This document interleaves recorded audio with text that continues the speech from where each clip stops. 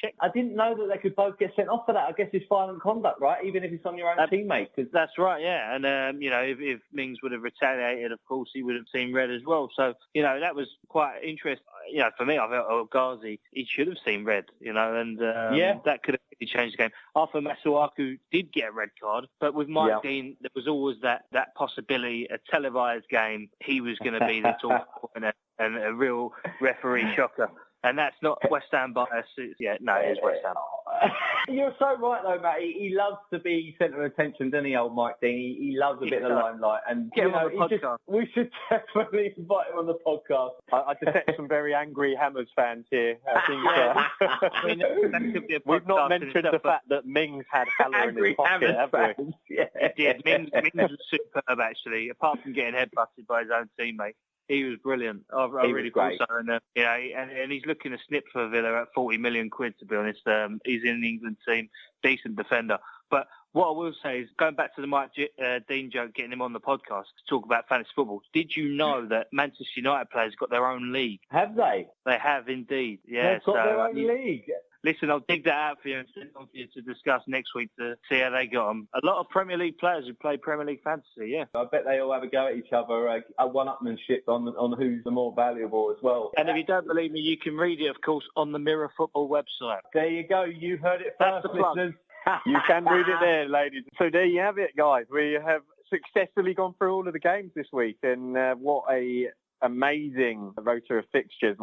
This is why we love the Premier League. Just can't predict anything, and I've no doubt there'll be more twists and turns next week. And join us for part 2, where we'll get into the games. We'll give you our insights. We're going to help you get to the top of your league. Before we do get into that, we will have a question from the dugout. I know you've been waiting for that one, but come back, join us for part 2, and we'll look forward to speaking with you all soon.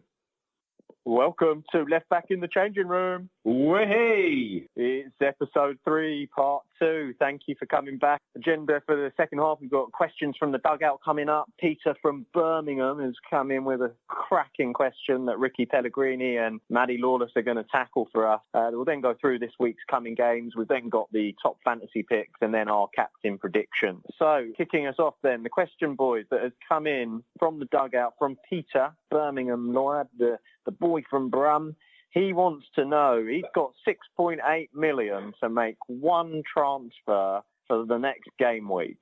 What would you recommend he spends this 6.8 million on? He needs a midfielder. He's said in the middle of this, so we know it's a midfielder needed. 6.8 million. Who are you going with? Well, first of all, if you're not going with a midfielder, I would say skip worrying about your midfielders. Get Ashley Barnes in. He's 6.7, so that is exactly the budget he's looking at. Burnley have got some great upcoming games, so I would definitely go with him as my kind of first choice. They've got Norwich at home, they've got Aston Villa away, and they've got Everton at home as well. So they're all showing up green, let's say, as points there for Burnley and Ashley Barnes. He wasn't on the score sheet this weekend, but I think he would definitely be in contention. Well, there you go, Peter. That's going to help you. You can get a forward, which you don't need. Great advice.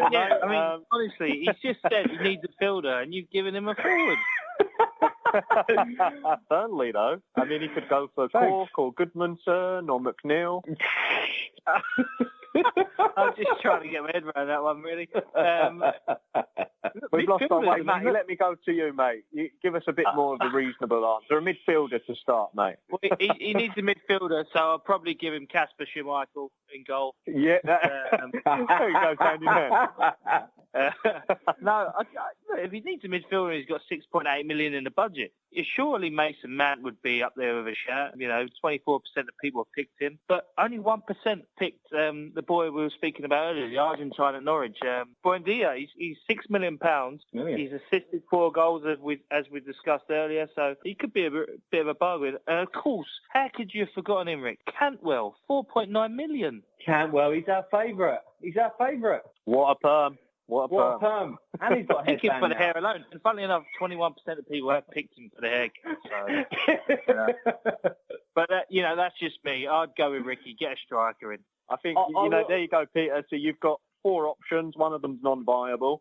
So you got three options. I think Mount is a sterling pick. I do like the Buendia because I do think Norwich are going to keep scoring. Yeah. And Ricky, you told me they perhaps weren't. You did say Pookie weren't going to get any against City. He proved you wrong. He got an assist. He got a goal. He did. I like Norwich. Good team. The only other one I would have thrown in there, I think Mount was a good pick. But your boy Lanzini at West Ham, pains me to say it, and I did put him in my team this week. I thought, he looks okay. He gets a few chances. He's a good player. You think he's not really? I would say with West Ham, because the assists are going to come from either Lanzini or Felipe Anderson. I know we've touched on him before. Correct, the most chances since last August. Fantasy Premier League, obviously Lanzini is slightly cheaper than Felipe Anderson, so pertaining to this question, he fits in that category. Yeah, excellent. And okay, we'll round it out there. My last one, and this is the one that you really want to go for, Peter. Only really one, and we'll keep him to last. Absolutely, Daniel James, Man United. What an absolute fantastic player. 3 goals already. Buendena, James, Cantwell, Mount, Ashley Barnes. And triple captain. Don't forget Kasper Schmeichel as well. Casper. You get a bit of a change from Casper as well. You'll still have 2 million left. So, okay, guys. I've just heard, and we spoke about it earlier, the power of the subs bench, the importance. I've been told that Mr. Matty Lawless is needed back at the desk at Mirror headquarters. Bit of a tactical hamstring, feeling the burn from the international break. So I can only play 60 minutes tonight. But no, listen, I really enjoyed it, guys, and I'd love to be back on. Anytime, mate, anytime. I want to get the board up, mate. We're taking off number 9, Matty Lawless, and into the fray, number 11. It's your boy. It is Sean, the John McGinn fanboy. I'm here, mate. There he is. He's not taking my first team squad place now, This was just, this week was just a friendly match, a League Cup match. So I guess it's the more the merrier. Maddie's stats. But I want my first team squad place back. Mr. Quinn, was this a decision from the manager to drop me after me overtaking you for the first time this week? Well, mate, I mean, when talent of the caliber of Matthew Lawless is on display, I thought you were still getting over that 4-0 drumming by Belgium. So unfortunately, I'm glad that you're back, mate. I'm glad you've recovered and you've come back into fantasy with a big win there, 59-pointer this week. And I think you've moved above a few people in the league. Not sure who. I don't know. I did warn you last week. I said I was coming for you. One of your picks that paid off. We got to a good start this weekend. Manny obviously was up there early doors on the Saturday, and I thought, this week's a walkover. Didn't quite turn out that easy. Aguero was my captain, getting a goal at least. That's always what you expect from your captain. So it was actually funny. I was watching the game tonight. I was in the head-to-head league. I was 7 points behind my opposition going into tonight, and I know McGinn and Diop in there, and I was like, it was a tough one. Did I want McGinn to score, or did I want Diop to keep the clean sheets? And in the end, I took 9 points. He took none. Finished up 2 points above him. I'll take that. I'm overtaking you. Bringing it back. The most important thing. Overtaking you, mate. Overtaking you. Yeah, that's all right. Mate, I've got to say, you get off to a good start, and that is always a nice thing to have. And Mane really, we spoke about him early, really gave you a good start there with the 15 points. So congratulations, mate. Next week, though, that's what we're here to discuss now. Hopeful for a good comeback. I didn't use my wild card. There was a lot of talk last week I was going to do it, and I didn't do it. And I decided my team's strong enough without it. I just felt my team's pretty strong. The more I look at it, and I'm like, you've got Ayew, you've got Zinchenko. What a strong lineup that is.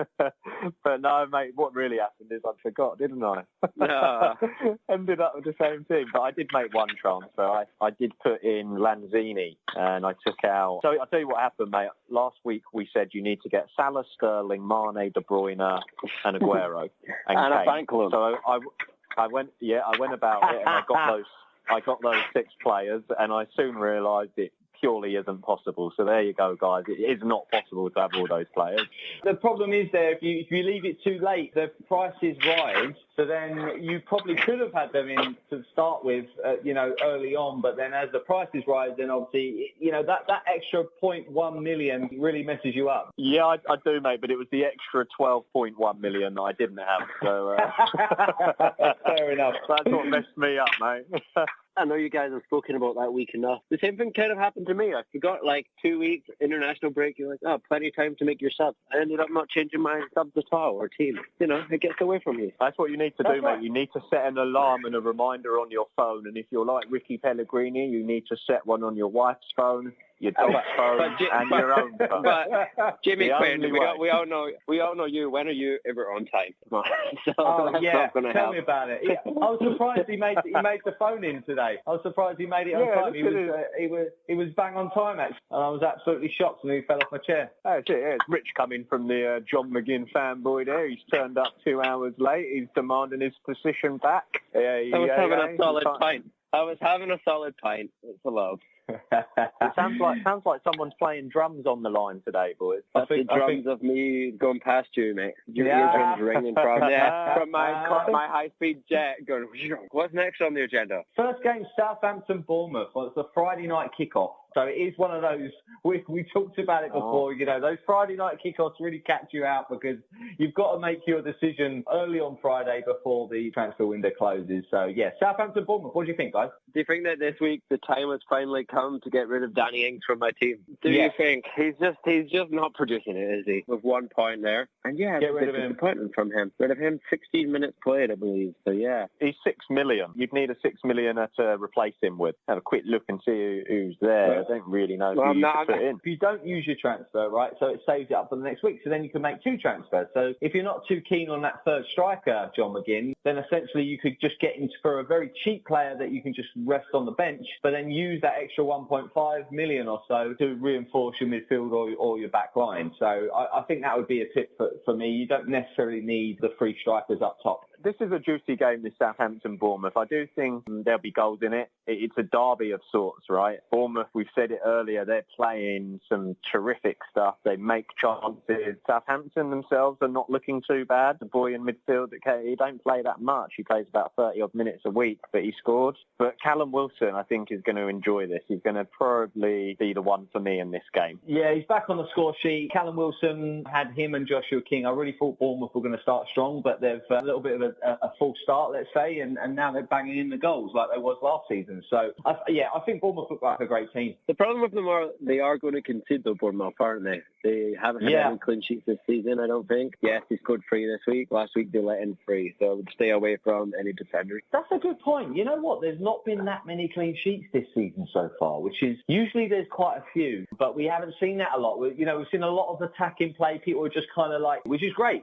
For us viewers and us FPL managers, is great. But as I touched on before, John McGinn, it might be the season for strikers rather than defenders this year, because last year we had a lot of high-scoring defenders, whereas this year it looks like the patterns are already showing us that it's really going for the strikers. The top 3 up top is the way to go. I do think Liverpool have got a very strong defence. I think Adrian coming in nets has been a bit of a disappointment for them. The goal that he let in against Southampton, against your boy Danny Ings, that was a poor goal. So, they've only let 4 goals in. They're strong in defence. United, they've let in 4, and Leicester have let in 4 as well. So they're the 3 where it's at. Man City, obviously, we spoke about that. They've lost a couple of defenders. Chelsea, right? They've scored 11 and they've let in 11. That's crazy. Unbelievable. I mean, they did get hammered 4-0 by United. But on this one, we're just looking at the strikers. We are thinking, I'm looking at it now and I'm actually thinking Southampton are undefeated in 3. Bournemouth have lost 2 of their last 3. Bournemouth are away. Southampton are at home. I think Southampton look good value. They do. That Vestergaard is their top scoring player. He's in the top half of, the Premier League statistics table. He's looking very good. He's got 27 points so far. He's risen in prices from 5 million to 5.1 now, but he's only owned by 5%. And this could be a very good game, if you are fancying a clean sheet from Southampton. And obviously, he's a big lad. He scored against Man United, and I can see him getting more goals from set pieces, a bit like kind of a Duffy for Brighton. Always seems to nick a goal here and there. And we'll move on to Leicester Spurs. Wow. Early kickoff. Well, Son, we were just talking about Son, right? He's back on fire. He scored 2 goals. Right, so here's the thing about Son, right? So if you're going to get him into your team, you kind of have to, if you've got got De Bruyne, who's now at risk of rotation from Pep because of the Champions League. Son, I don't see being risk for rotation. Would you have Son or De Bruyne in your team? De Bruyne for me. Yeah. I think De Bruyne. I mean, Son has only been chosen by 4.9%. He's 9.5 mil, so he's obviously a lot cheaper than De Bruyne. But there's a reason that he's cheaper, right? And that's because, well, he's not a lot cheaper. He's 0.3 cheaper, right?